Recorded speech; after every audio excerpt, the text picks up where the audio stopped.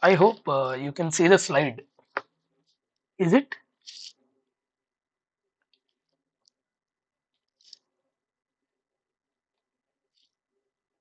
So we will start the class, hoping that you are able to see the slide.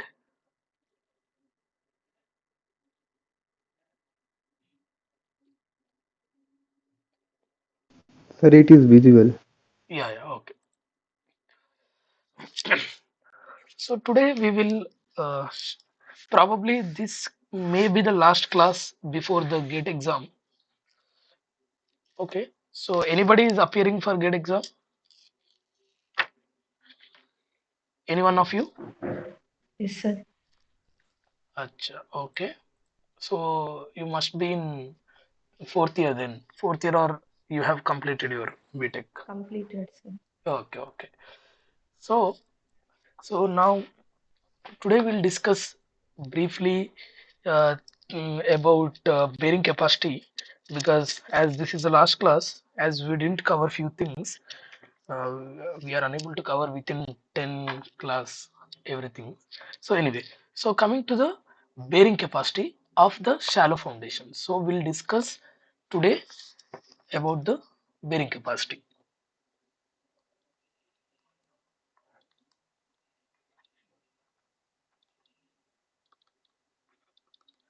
Okay, now so how does foundation look? So as a geotechnical engineer, uh, we should know first of all why do we construct foundations. Okay, foundations are within the soil. So let us first draw.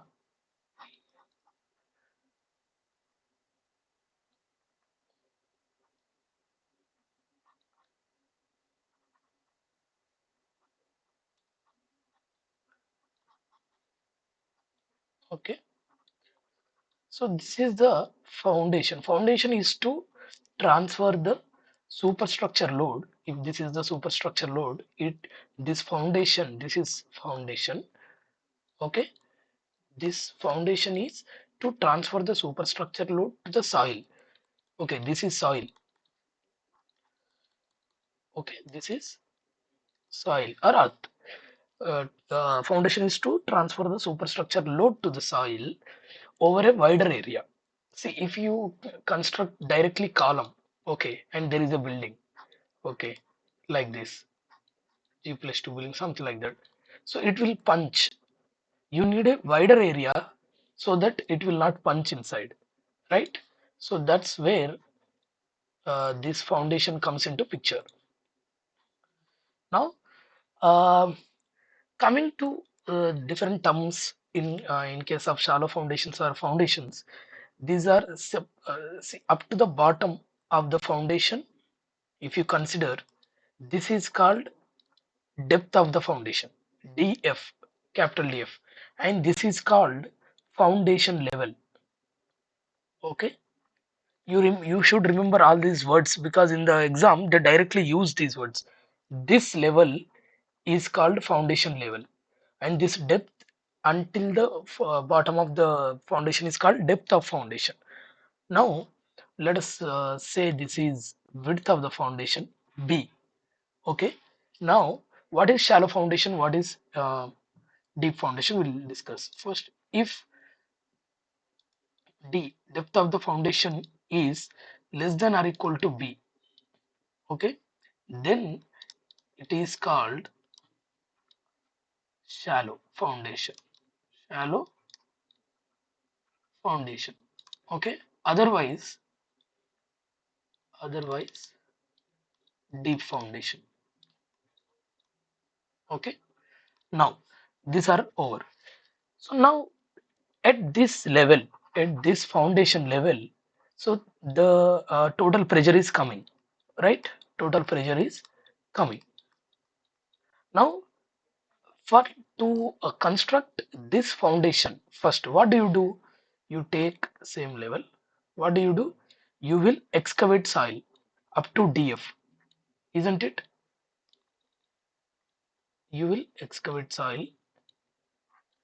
This is the soil depth. What will you do? You will excavate this much soil out. Then you will construct foundation, right? Then you will construct foundation here. Then what about this place? This place again you will fill with the soil. Okay, again you will refill this area. Okay, now keep that in your mind. Now grass pressure, we will talk about two pressures. One is grass pressure, another one is net pressure. Okay, what is grass pressure? This is let us say this is Q. This is due to grass pressure due to column. Column load means, suppose I'm saying about this. Okay, column up to here, not above the foundation level, not above the soil ground level. This is ground level. Okay, soil. So due to the column which is inside the ground level, column load plus self weight of the footing, self weight of the footing means this one, this portion, this is the footing. Okay, self weight of the footing plus backfill. See, this is the backfill. Backfill means you are again filling it, refilling. That is called backfill. Okay, backfill. So the pressure due to all these loads is called gross pressure. Then what is net pressure? Net pressure is something which is after excavating, or else you can say what is the new load. Completely, what is the new load? Here, what is the new load? The new load is something which is coming from the column load, something which is coming from the self weight of the footing. Backfill is already there before excavation at this level. Before excavation at this foundation level, there was already backfill, right? You have removed it, you constructed the footing, again you refilled it. So the refilling weight is not something new, it's already there. So if you deduct that from the gross pressure, if you deduct, so what is the net pressure, which is denoted by Qn, that is equal to gross pressure, you deduct backfill. Okay, backfill weight is gamma df, backfill pressure, because its unit weight multiplied by its depth is nothing but the backfill pressure, right? Gamma into df, kilonewton per meter cube multiplied by meter. Okay, then you will get kilonewton per meter square, that is pressure. So you'll get the pressure. Fine. Some here someone may ask me that you are not refilling complete, because you are, there is a, sorry, there is some footing volume, there is column volume, so you are refilling the soil not fully, but you are multiplying by full depth, you are multiplying by full depth. So how does it equal to the backfill weight? So that is negligible. In that case, what do we do? This volume of the footing, the volume of the soil, which we couldn't fill due to the volume of the footing at that place, we are neglecting. We are directly taking this much pressure is already there. Okay, here because of this backfill, I'm saying. Okay, so or else if you want to remove the error, that's there is no issue, because here what is the gross pressure at this point, at this place? It is column is there inside, footing is there, we are adding column load, footing load, and you have to take the pressure due to only this much backfill, only this much backfill. Okay, here I'm saying, then the total pressure is you are getting at that point, because you are adding this backfill. Okay, also this column and also footing, completely cross. If this backfill is equal to this, now what is net? Net is something which is coming extra compared to the previous. Okay, what is that? If you remove this backfill, okay, from the gross pressure as well as the backfill weight, which is equal to this, and adding the subtraction part, extra part. So all these confusions, to remove that, you just, what do, you take the gross pressure and remove the total volume of the soil. So that is the new thing. Okay, instead of removing this, only removing this, you remove total. Okay, total volume, because you are taking that volume of putting is negligible. That's it. So there is no confusion. Confusion is, if you want to avoid confusion, you just have to think that what is new, that is net. Okay, what is old? Old is the weight of the fill at that place, gamma into df. That's it. That was old. If you remove that, you will get new. That's it. So now, um, coming to the bearing capacity, there are different kinds of bearing capacities. Okay, let I have to cover a little more things in this class. So let me tell. So first one is gross ultimate bearing capacity of the soil. Okay, gross ultimate bearing capacity of the soil. This is also called as ultimate bearing capacity of the soil. Ultimate bearing capacity of soil. If somebody is not using grass, it's by default it's a grass, and um, this is denoted by QU. Okay, right? Now next, another one is net ultimate bearing capacity of the soil. Net ultimate bearing capacity of soil, which is denoted by QNU. See, this is ultimate QU, this is net ultimate QNU. How to calculate QNU? We are talking about the capacities of the soil, not the pressure which is coming on the soil. Remember, see, in the last slide we were discussing the pressures. Okay, pressures, ultimate pressure which soil can take is nothing but the capacity of the soil. Okay, that is fine, but we are talking about the capacity of the soil now, how much it can take, the soil can take. Okay, that is what we are talking about now. Just a minute. Yeah. Okay, now coming to the capacities. So gross ultimate bearing capacity, if this is QU, what is net ultimate bearing capacity, which is denoted by QNU? So that is QU minus gamma D. Okay, gamma D. See, uh, the capacity of the soil will come from many things at any depth. If you take, suppose, at this depth, I'll draw a small figure, let us say. Okay, ground level is this is the ground level. So now capacity we have to find out at this depth, at this depth, point P, let us say. So the capacity of the soil, how much load it can take, it can come from, the capacity is due to many factors. It is due to the soil above it. Okay, don't think that the soil, because of the soil presence above it, it will lose the capacity. It actually gains the capacity.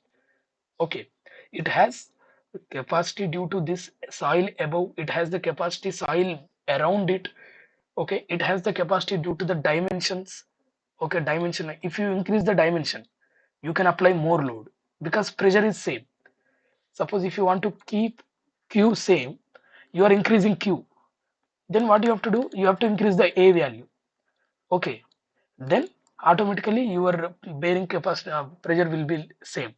That means if you are increasing area, automatically you are able to apply more load, right? So that's how the depends upon the area also. Not just that, suppose if you keep the area constant. Okay, if you keep the area constant of the footing, if you are decreasing the load, what happens? Pressure will be decreasing. If pressure is decreasing, that means soil is subjected to only less pressure, it will not fail. So that is how. So it depends upon the size. For a particular size, it has some capacity. Okay, if you increase the size, capacity will also increase. It's not that Q is constant. Its capacity in terms of Q is constant. Q will also increase because of the increment in the area. The capacity itself, the taking capacity of the soil, that will also increase. Okay, so that's where Q is involving in area and the soil above the footing everywhere. So now if you deduct um, here what is to be told that in the net ultimate bearing capacity, the capacity of the soil at one level due to the soil which is above, that is this. Okay, whatever contribution in the capacity due to this term, okay, if you deduct that, you will get net ultimate bearing capacity. Why we are talking about that? Let us say, so now there is a foundation. Okay, there is some. Okay, the thing is, I want to find out what is the capacity at this point. Okay, now I have some capacity, let us say qu capacity, but it's not that you are, if you are not refilling, if you are not refilling, it has qu capacity. Okay, but as you are refilling it, you are refilling, right? If you are refilling, this level already subjected to this much pressure again. Okay, now it has been subjected to this much pressure. Okay, which is nothing but I'll consider it as gamma df, because I will take volume of footing as, actually I'm volume of footing in this diagram is very much significant, but in real volume of footing will be less compared to the excavation. That's why I'm taking the volume of footing and column inside the earth is negligible. So I am talking about the backfill is nothing but equal to gamma df. Backfill, again we are refilling. So now the refilling is already, the refilling weight or refilling pressure is already taken by this this level of the earth. It's already taking that much pressure. You cannot apply again qu. You have to apply qu minus gamma df. You already applied this much, so you can apply only this much. That is net. So how much net it can take, we are talking about right now. For that, net ultimate means q ultimate minus gamma df. So that's how the thing is. So there is a formula for calculating this qu. After calculating that, if you deduct gamma df, then you will be getting net ultimate bearing capacity. So now, just a minute.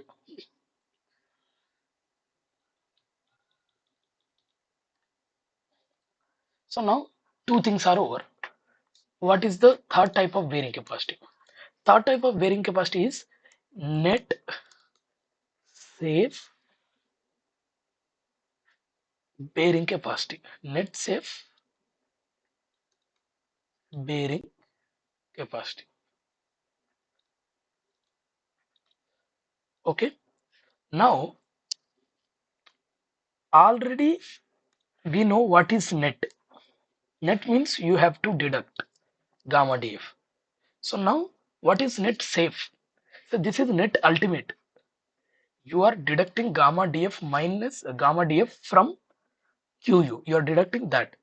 So once you deduct, as this is already ultimate, you will again get ultimate. What is safe? Safe is something, it's you have to apply factor of safety. Now you have let us say this is a qns, net safe qns. So you have qnu, net ultimate you have. If you deduct it by factor of safety, okay, factor of safety, okay, then you will get net safe bearing capacity. Factor of safety may be, suppose qnu is, you can apply ultimate 100. If you divide by 1.5, let us say, so you'll get something. How much you can, 200 by 3, it may be 66. Okay, 66.60. So safe is only 66, though it can take this much. Safe is 6.66.66. to get safer capacity, you need to deduct by um, factor of safety. Factor of safety may be 1.5, something like that. Okay, that's done. Okay,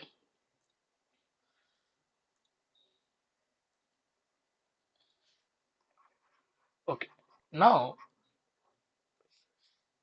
here, then what is gross safe bearing capacity? Gross safe bearing capacity. Okay. Now you gross means including everything. Okay. How much this level can take? It can take this much soil weight as well as the extra load. Okay. That is the gross thing. So how to calculate that? Okay. Now we are using again safe word also. Okay. Now you may think that net safe means net ultimate by factor of safety. Gross safe means you may say Q ultimate, Q gross ultimate divided by factor of safety. Okay, this is gross safe, ultimate safe. I can say ultimate safe QUS. Let us say QUS. This is okay. This is QUS. What did we do? Safe means I should deduct with factor of safety. Safe means I should deduct with factor of safety. Okay. You may say that net safe means net ultimate by factor of safety. Gross safe means gross ultimate by uh, factor of safety. Okay. But it's wrong. This is wrong. Why? See, in this, what are all involved in this? If you remember, in this net ultimate plus gamma df, these both are involved in this. Net ultimate plus gamma df is nothing but gross ultimate. Okay, if you deduct by factor of safety, you are not just deducting this, you are deducting both. So if I do this, net ultimate factor of safety plus gamma df by factor of safety, right? This one. Okay, now net ultimate factor of safety is nothing but what we know, it is net safe, right?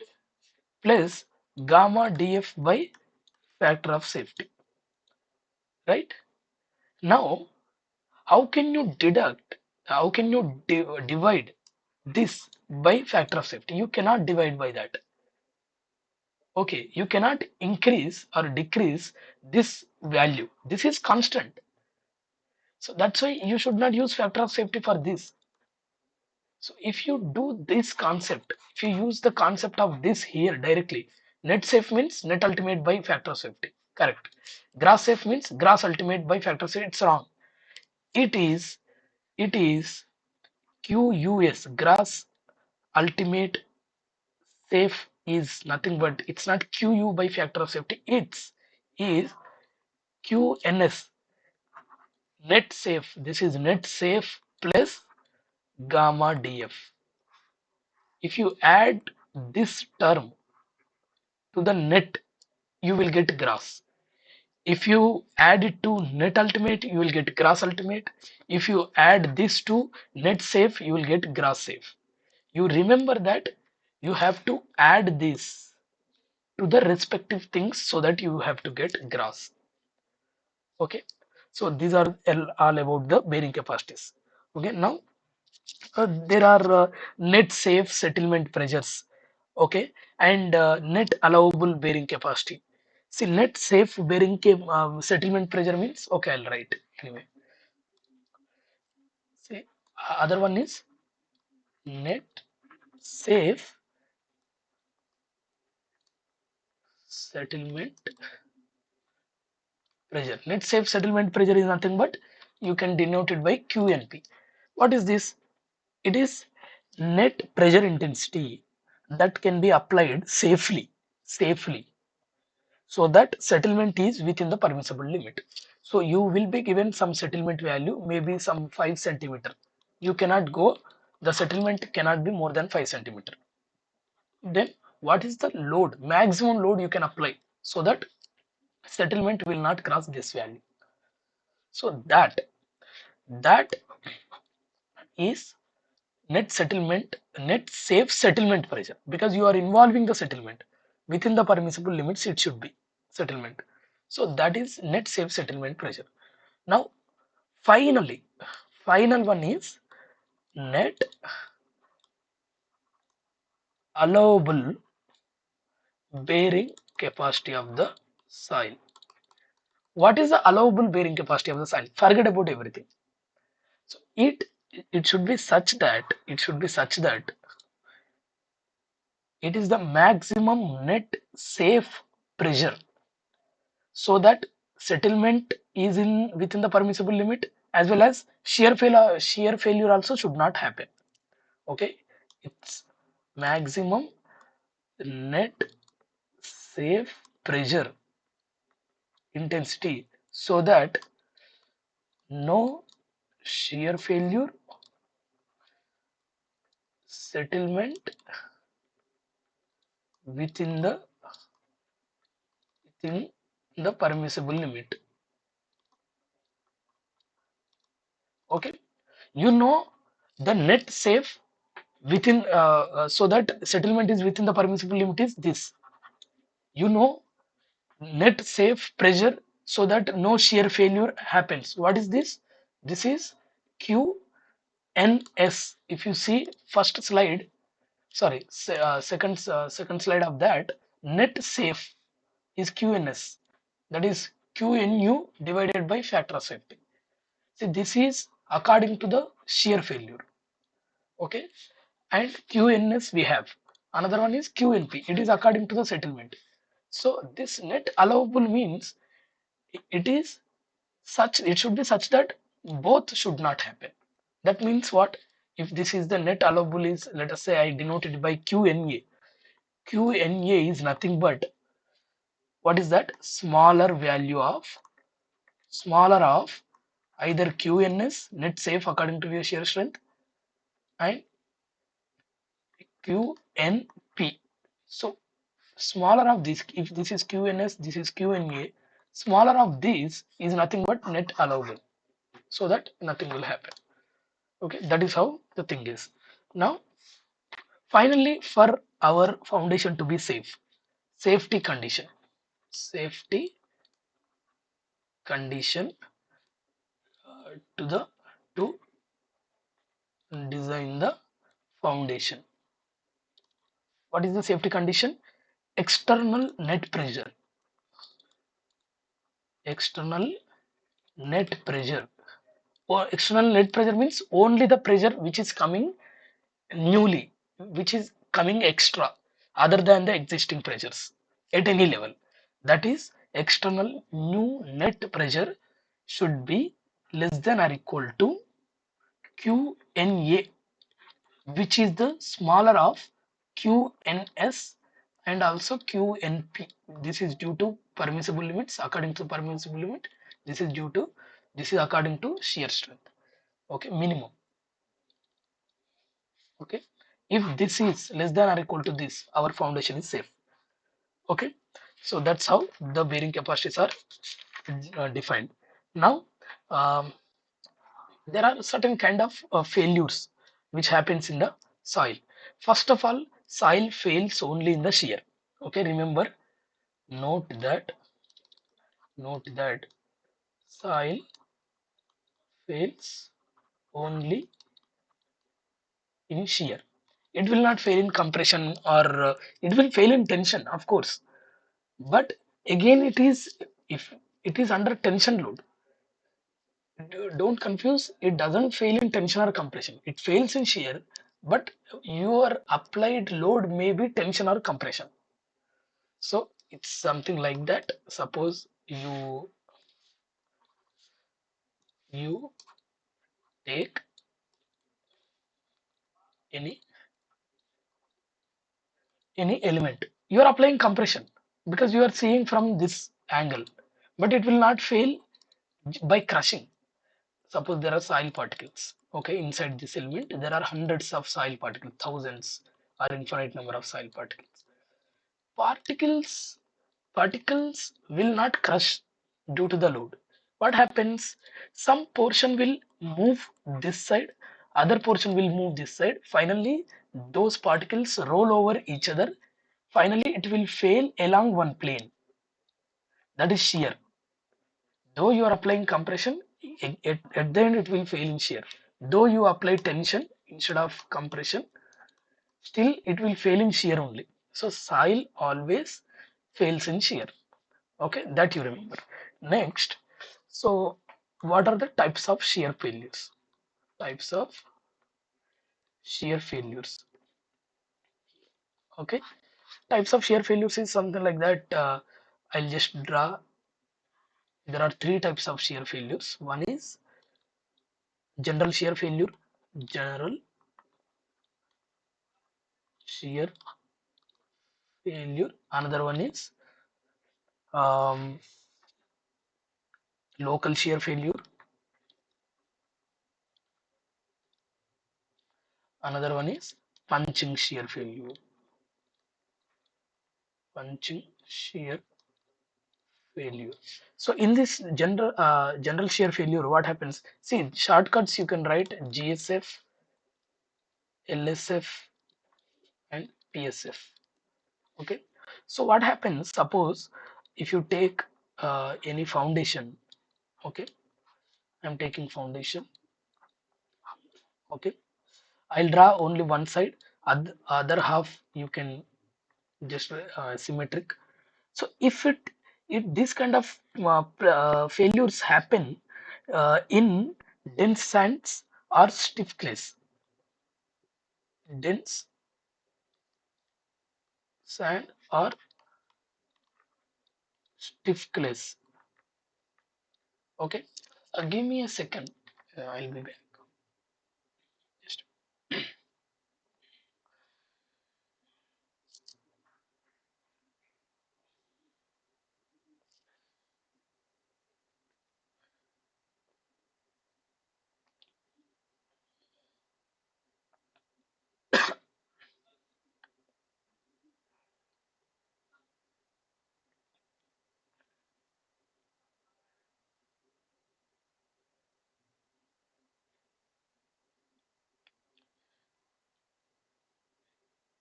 just a minute. Be online.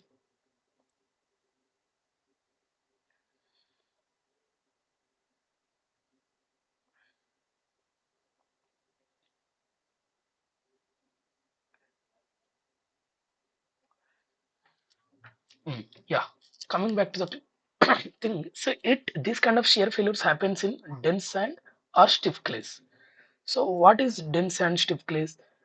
They are very already stiff and they are already packed. All the soil particles are packed and the void ratio will be less in this. So now what happens when the foundation is subjected to some load? So it settles by some amount. Let us say it settles by this much amount. Okay. Then the total soil below this moves. So there is a wedges form like that. So because of this movement, okay, because of this movement, what happens? So the soil, this will push down. Because of that, this soil gets pushed up. Okay, then there will be a heave which will form. This is called heave in the general shear failure. So this because it is happening in the dense sand or stiff clays. If you take medium dense or medium stiff clays, okay, medium dense or medium stiff clays, what happens if I draw the same figure? If I draw the same figure, okay, again it is settling. Okay, it will settle more because it is now little loose compared to this is medium sand, medium dense sand. Okay, or medium stiff clays, it will settle little higher compared to the previous. Then again there is a wedge which will go down.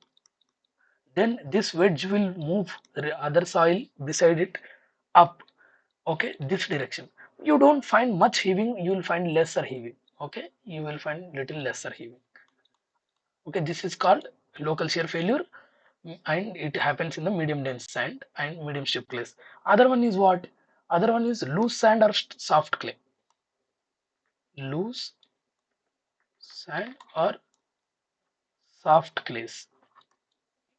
Okay, so that means suppose if you take any foundation, if you apply, it will go down. Okay, it simply goes down. The soil does not have strength. Because of that, the settlement is vertical. The failure, the failure will be there only, surrounded by that area only, because it is going much down. It will not affect the uh, surface, because it is punching inside. That is the reason why it is punching shear failure. So that's how there are different types of shear failures, and you can go through the any material for deep or detailing in that. Okay, now uh, Terjagi's theory, uh, he has assumed a few things, and he has developed equations to find out bearing capacities of soil. So for that, I need to give this formula. This is the main formula in the soil mechanics for undergraduates. Okay, where we have to use this formula only to find out the bearing capacities. That formula is given by Terjagi. Okay, that's why the theory which is behind that is Terjagi's theory. Okay, Terjagi theory behind the formula development for the bearing capacity. Okay, so assumptions, material, what is the material of the soil, what is the assumptions, all those things you can go through the material. Assumptions are something like that: strip footing. Okay, um, strip footing is, it doesn't, it means, strip footing means, um, suppose if you see from one place, footing might look like this. Strip footing means continuous footing. It's nothing but continuous. What is square footing? If you see from the top, square footing is nothing but something like this. Okay, there is a column. Rectangular footing means, if you make it little longer one length, it is rectangular footing.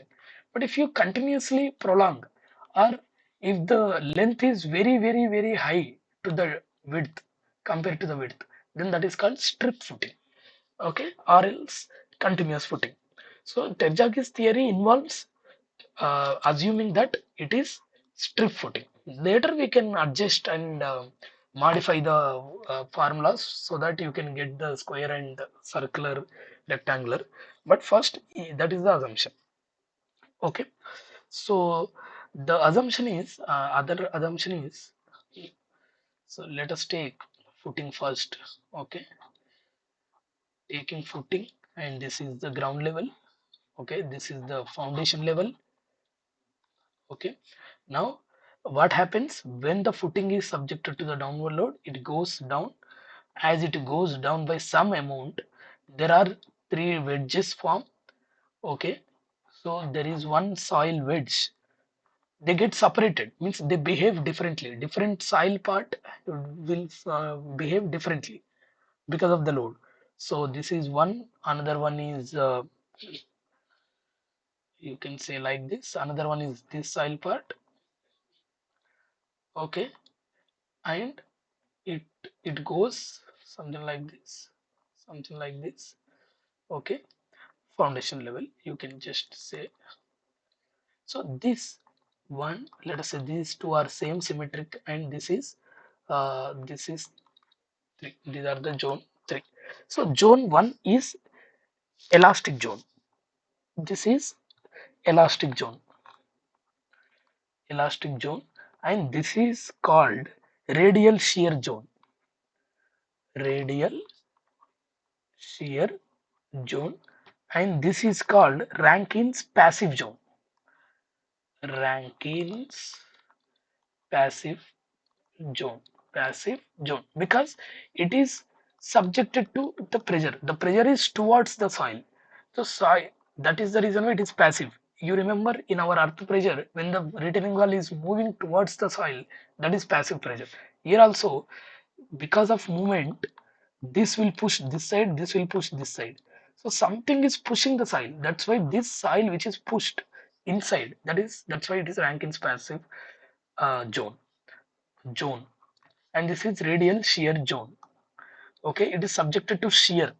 Because of this, it will go down and it tries to go up. Okay, it is going down, it is going up. That's why it is radial shear zone. So it will be in the elastic. Uh, the response from this wedge will be elastic when the load is applied. So this is elastic zone. Now, um, and the failure for the Terjagi's theory is not local shear failure or punching shear failure. The failure he assumed is general shear failure. Okay, general shear failure he assumed. Also, he assumed it as strip footing or continuous footing. Okay, these are the assumptions. Okay, now here you can say that, see why the capacity will be there for a footing when it is going down, because these many zones should move away from the original place. Okay, when this wedge is moving, when this wedge is moving or when this wedge is moving in this direction, and followed by this part is moving upward, so there is a this failure plane, this suppose this total wedge, and this soil is intact and this soil is moving, that means there is a resistance, shear resistance will develop along this plane.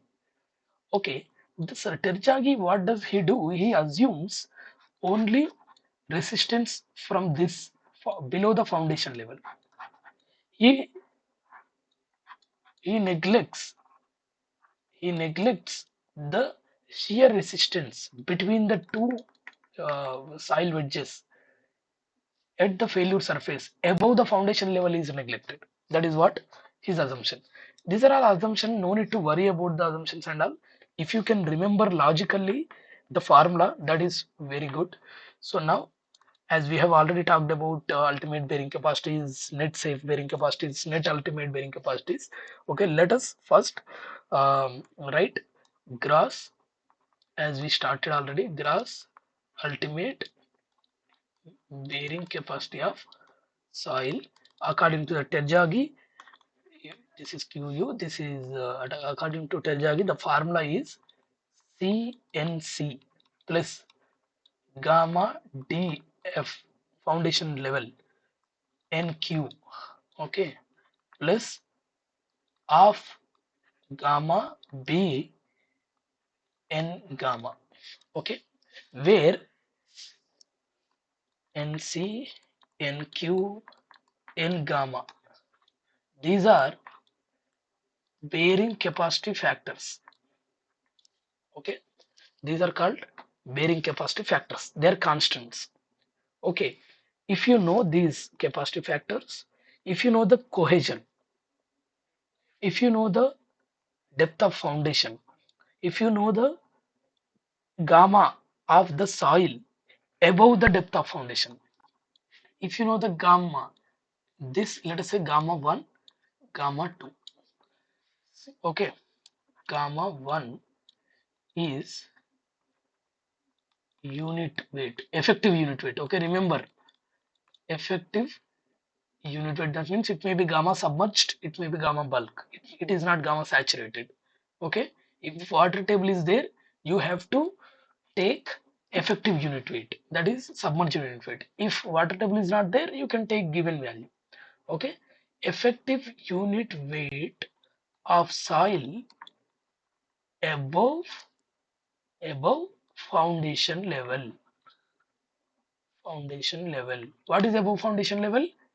If if this is the ground level, this is the foundation level, this is foundation level, this is ground level. Okay, so above this whatever is gamma, that gamma is gamma 1. What is gamma 2? Effective unit weight, sorry, effective unit weight of soil below below foundation level, below foundation level, that is gamma 2. Now from this, what can you understand? You should understand that this is gamma, this is gamma 1, that is gamma 2. See, soil will have the bearing capacity due to the soil above it, due to the soil below it. So, because of those two soils, it has some capacity. Okay. So, whenever you are taking the contributions from the above soil, you have to use unit weight of above soil. You have to take the unit weight of the below soil because you are taking the contribution from the below soil. So, this is how it is. So, to write again, QU, remember that C cohesion, NC bearing capacity factor, gamma 1 which is above, DF depth of foundation, this is depth of foundation, okay, DF multiplied by NQ. There are formulas for NC, NQ, N gamma, no need to worry, of gamma to B. B is what? Width of the foundation. Width of the foundation, not the length. Length is not given here because it's a continuous footing. Okay, and N gamma. N gamma is also one factor. So if you remember this, then you can do anything later. So what is net ultimate bearing capacity? Net ultimate bearing capacity, which is nothing but QNU. We already studied about this. That is QU minus gamma DF. Okay, right? Then QU. What is QNU now? QU we know CNC plus gamma. See, this is again gamma 1 above the soil. Gamma 1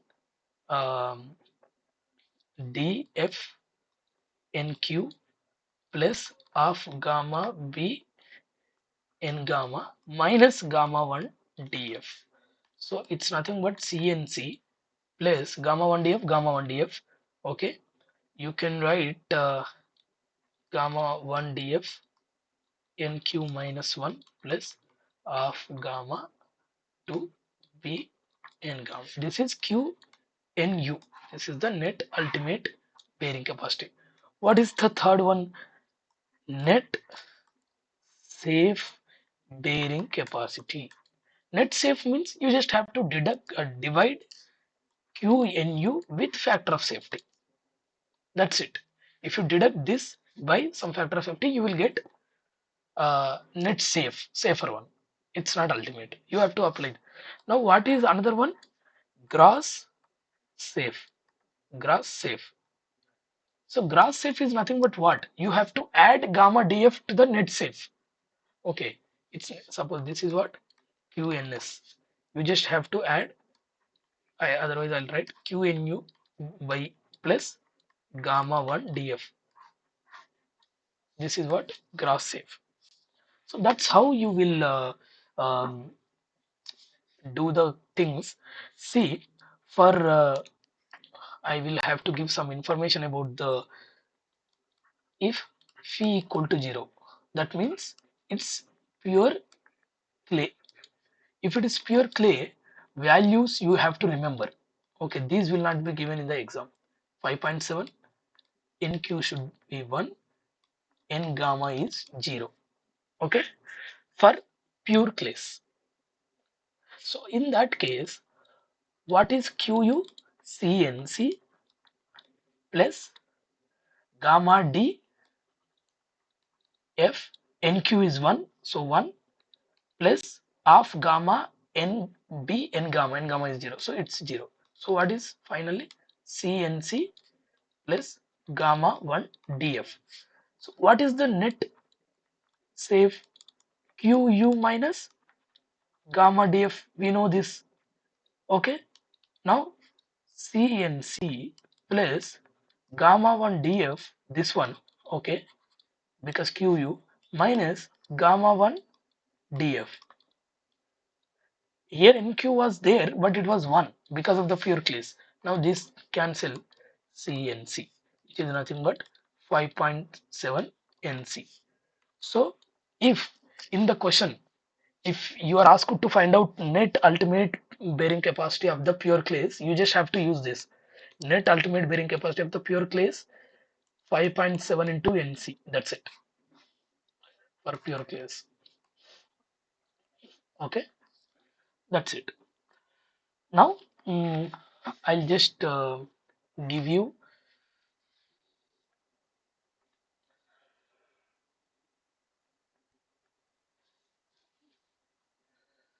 now for continuous footing, we've came to know what is QU, CNC plus uh, gamma 1 DF NQ plus of gamma B N gamma. Okay, so this was the formula, right? Now I want for circular footing. This is continuous footing. Circular footing, some modification. What is that modification? QU. There are some factors which will come here. That's it. So here QU 1.3 times CNC plus, okay, gamma D and Q is as it is. Okay, CNC. Another factor will come here. Here only factor will never come here. It's always multiplied by 1 only. Here factor will not come at this place. Only factor will come here only. So here what you have to do, zero point 0.3. See,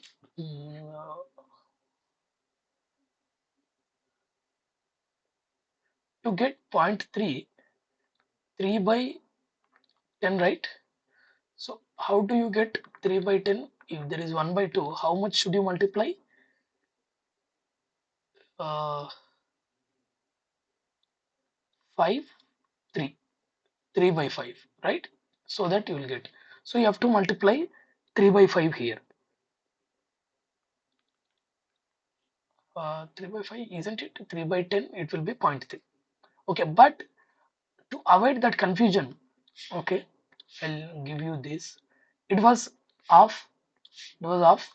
That means 0.5. It was. Now it is 0.3. That's so it was zero point 0.5, right? Gamma of gamma zero point 0.3 gamma to V n gamma. That's it. You may ask, for continuous footing there will be some width, that is B. But for circular footing, what is this B? B is nothing but diameter. Okay, you just have to. And what about square footing? Square footing QU in place of 1.3, 1.3 only for circular and square. CNC plus gamma D and Q, it's always same, gamma 1 1 DF. Okay, in place of zero point 0.3 you will get zero point 0.4 this time. That's it. That for the gamma B and gamma. Now coming to the rectangular footing. Rectangular footing. Okay, QU. See here, you just have to remember this. 1 plus zero point 0.3 divided by multiplied by B by L. CNC plus gamma TF NQ plus, in place of that zero point 0.4 you have to multiply 1 minus zero point 0.2 B by L 0 point 0.5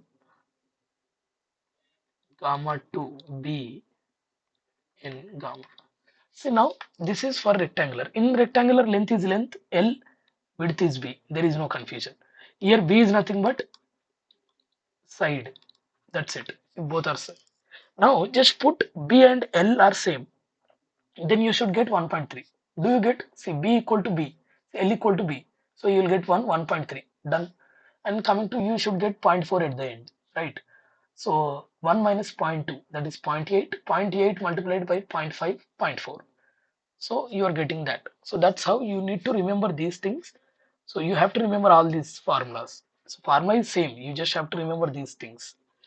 Okay, for circular, square, rectangular. So once you do this, you will so for local shear failure, this is for general shear failure. I am telling you, this is for general shear failure.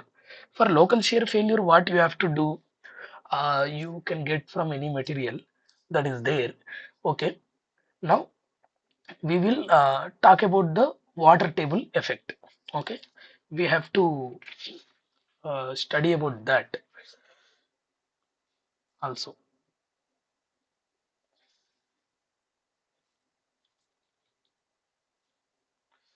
So now there is, I'll roughly give you information about the water table. Okay. Then you can read from any material. Okay. So there is water table. So there are two levels. What are those? Q equal to CNC plus gamma 1 df NQ plus half gamma 2 P n gamma. See, gamma 1, gamma 2, this is gamma 1, this is gamma 2, right? See, why B? If you remember that this B is nothing but here B has come into this portion because you are taking the effect up to the depth of depth which is equal to B. If this is B, up to the depth B, you are taking the contribution from the depth which is equal to the B below the foundation level. So now, so it's all about gamma 2 in this portion, gamma 1 is in this portion. Suppose if there is water table here, so that means total gamma 1 is, I mean total the zone 1 soil, zone 2 soil, both are under water. That means gamma 1 is submerged, gamma 2 is also gamma submerged. Okay, gamma 2 submerged, gamma 1 submerged.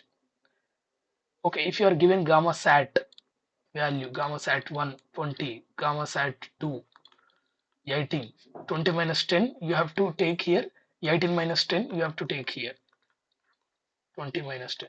If you are given gamma sat and water table is here, because water table is affecting both. Okay, now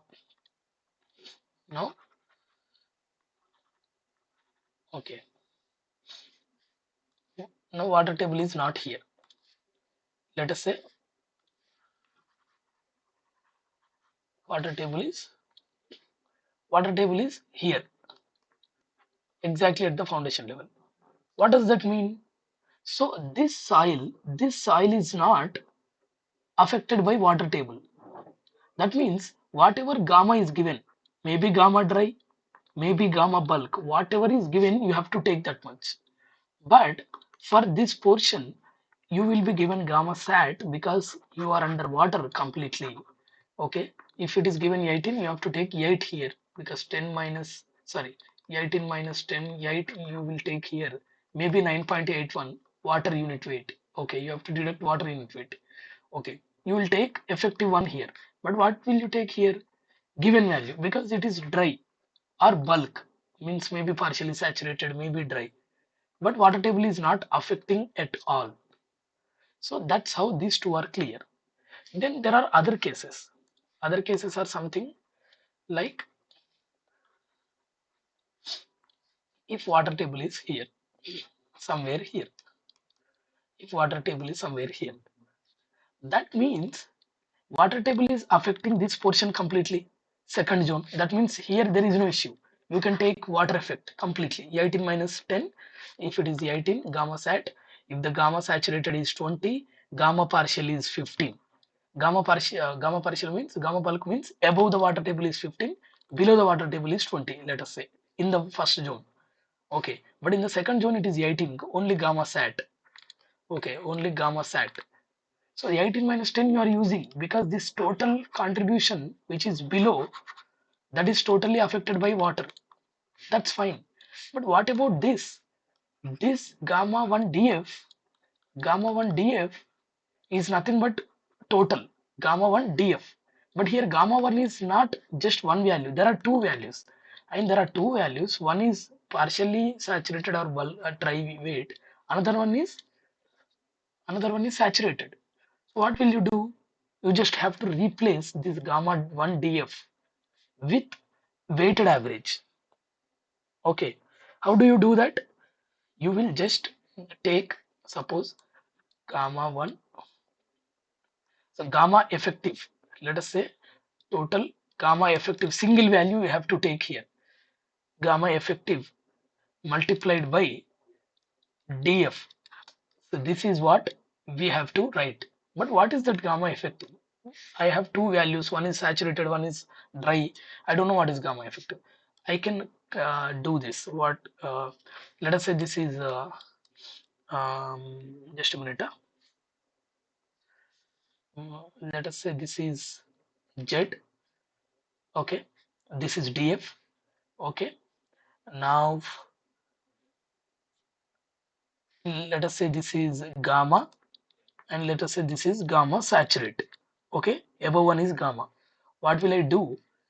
Gamma multiplied by Z plus the remaining one is df minus z multiplied by gamma dash. Why gamma dash? Because it is effective. We are taking effective. You need to multiplied with total height. Effective multiplied by total height is nothing but effective of first layer multiplied by height of first layer plus height of second layer multiplied by effective unit weight, that is gamma sat minus gamma w gamma submerged. Okay, if you do this you will get this. So you just in place of this you write this in place of this. In the same way, if the water table is somewhere here, okay, if the water table is somewhere here, okay, it is safe. This layer is safe because it is just one gamma value. Water table is not affecting this. So you will simply take gamma 1 multiplied by df. What about this? You have gamma here, you have gamma sat here within this b, within this depth of b. Again use the same concept. You can use the uh, that portion here. Okay, in place of gamma 2 multiplied b you can use this kind of concept. If the water table is below b, if the water table is below b depth, then nothing is there. You just have to take whatever values of gamma here and here. There is no effect of water table. So this is how water table will affect the bearing capacity. So you have to go through any material now. You will understand clearly. It is like some information, some support, what I'm teaching here. Okay. So this is our last class. Um, I hope it has been good session for you. So if there is any other round in future, we will meet. That's how we are ending this session, this complete round of NPTEL session. So is that fine for you? So our time is also Yes, over. sir. Then is there any doubt? No, sir, it is clear. Yeah, fine. So can I end the session? Others, Yes. please. Can I end the session? Others, Amit Kumar and Ranjan. Yes, sir. Okay. So all the best, guys, for your exam. If exam you are writing any exam, so all the best, and we'll meet in the next round if possible. Bye bye. Thank you, sir. Thank Thank you. you, sir. Thank you. Thank you, everyone.